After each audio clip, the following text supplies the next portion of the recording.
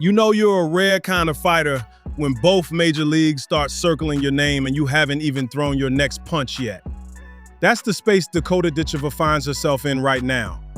Undefeated, ultra-marketable, locked under contract with one promotion, even as another sees her as the prize. We're not here to retell her origin story. You know the knockouts. You know the hype. Today's story is about the real fight, the battle for her narrative, her future, her legacy. Because for Ditcheva, it's not just about what happens inside the cage anymore. It's about who lets her step into it. If you're new here, I'm Reggie Cross, ex-fighter, longtime trainer, and your ringside realist. Around here, we cut through the noise, keep it honest, and talk about the fights that matter both inside and outside the cage. Let's get into this. Earlier this year, Ditcheva quietly re-signed a multi-year, multi-fight deal with the Professional Fighters League after her dominant win in Cape Town. In her post-fight interview, she announced the deal with clarity. I mean, I have just re-signed with PFL. We've come to a great agreement, and I'm going to look forward to the next few years together. So I hope. This isn't just about the next fight. It's about the next phase. But here's the catch. In MMA, security often comes with a trade-off. Locking in your future means you commit your prime years, your market value, to one roof. And simultaneously, you risk losing momentum because every fight you don't take is exposure you don't get. That's a tension Ditcheva isn't shy about. She's hinted at frustration with inactivity and delays in matchmaking. So, the question becomes, has she secured freedom or has she traded movement for comfort? And that leads into what everyone else is talking about. In that same Cape Town fight, Ditcheva suffered a left-hand injury mid-bout. Later, it was confirmed she underwent surgery to repair a fracture. Here's why this matters for the legacy path. The hand is the weapon. The body keeps score. No matter how strong you are mentally, your bones still need time. So as the schedule stretches, fans and analysts alike ask, when will she be fully back? What will she look like when she is? She is young and strong, and Dakota immediately had it repaired, so it should be fine. Her recovery isn't just a sideline story. It's the next chapter in her run. And when she returns fully healthy, the questions around who she fights and how she fights get louder. The hand injury adds something fighters hate to admit: vulnerability. And in the legacy game, how you come back matters as much as how you rise. Then came one of the most surreal moments in women's MMA. Analyst Den Thomas publicly suggested that the UFC should trade its then light heavyweight champion, Magomed Ankalaev, to PFL in exchange for Dakota. Ankalaev quickly dismissed the idea, but in that moment lies a key truth. Ditcheva's value isn't just inside the cage, it's in the boardroom. When someone even jokes about a trade for you, your market value has gone public. She crossed a threshold from prospect to asset. And what's more, the message was clear on both sides. We want her versus we won't let her go. That tension sets the stage for everything that comes next. If you're PFL and you've committed to a phenom, but people say her division isn't deep enough, what do? You act. They signed former UFC flyweights Viviane Araujo and Ariane de Silva, formerly Ariane Lipski, to fill out Ditcheva's bracket and legitimize her challengers. This move does two things. It strengthens the field and locks in the message: we built around her, we'll keep her. But here's the subtle flip side. Sometimes building around someone can feel like building a safety net instead of a launch pad. For Ditcheva, does this mean tougher fights or curated ones? And does curated hurt her legacy or polish it? Keep that question in mind. Here's where the rub is. Time waits for no fighter. Every training camp, every week out of the cage is a moment of hype deferred. Dakota's made it clear she's ready to fight, ready to move, but the calendar and the matchmaking aren't always aligned. For PFL, protecting the asset makes sense.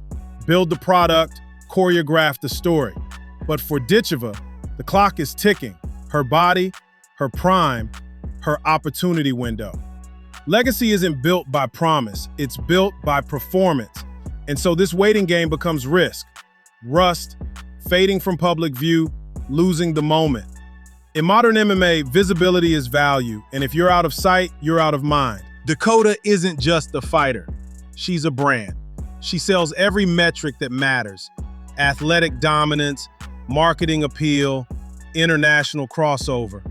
For PFL, she's the cornerstone of their women's division. Let her leave, and you lose more than a belt. You lose a piece of your identity. For UFC, she's a tantalizing opportunity. Undefeated, telegenic, ready-made for prime time. This has become less about who fights who and more about who owns the narrative. Is she an employee or an architect of her own destiny? The contract says one thing, ambition says another. In this game, sometimes your toughest opponent isn't across the cage, it's across the conference table. Here's the long view. Ditcheva herself has said that many fighters hit their peak potential in their 30s. She's still in her 20s. Every fight from here on carries exponential weight, especially because she stated she wants and expects to go undefeated in her professional career. In those years ahead, the question is simple. Can she turn dominance into legend? Can she align her physical prime, her market moment, and her narrative at the same time? She stands at a fork in the road.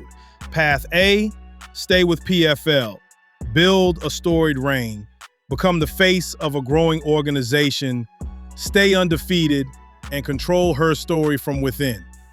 Path B, step in the UFC, risk the unknown, chase global superstardom, and test her skills under the brightest lights.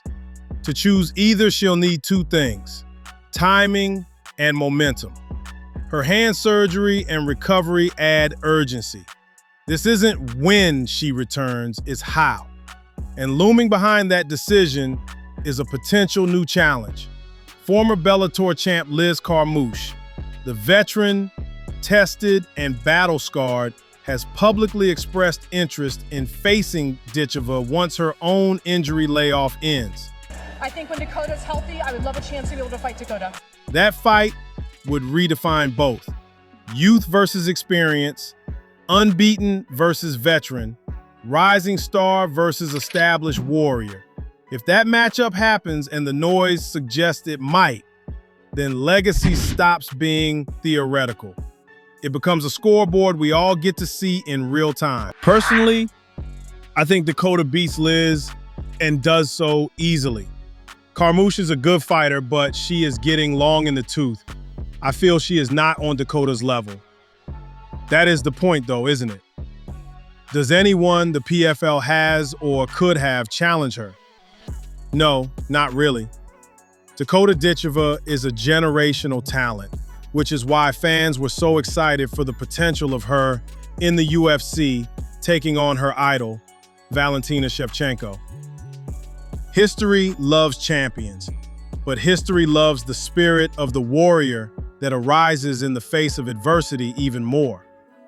Dakota needs challenged in the face of a dangerous rival to reach the echelon of legend. Legacy isn't just about what happens under the lights. It's about who lets you step into them, how you walk through that door, and whether you leave a dent behind. Dakota Ditcheva's story isn't just unfinished, it's unfolding. She's undefeated, she's desired, she's recovering, and she stands at the edge of two futures: fight safely or fight big. Whatever she chooses, this is no longer about belts, it's about control, because you can win every fight and still lose the narrative, or you can shape the narrative and make every fight count. I'm Reggie Cross for Behind the Lines. If you're feeling the vibe, hit that subscribe, and remember, hype fades, legacy don't. Peace. 745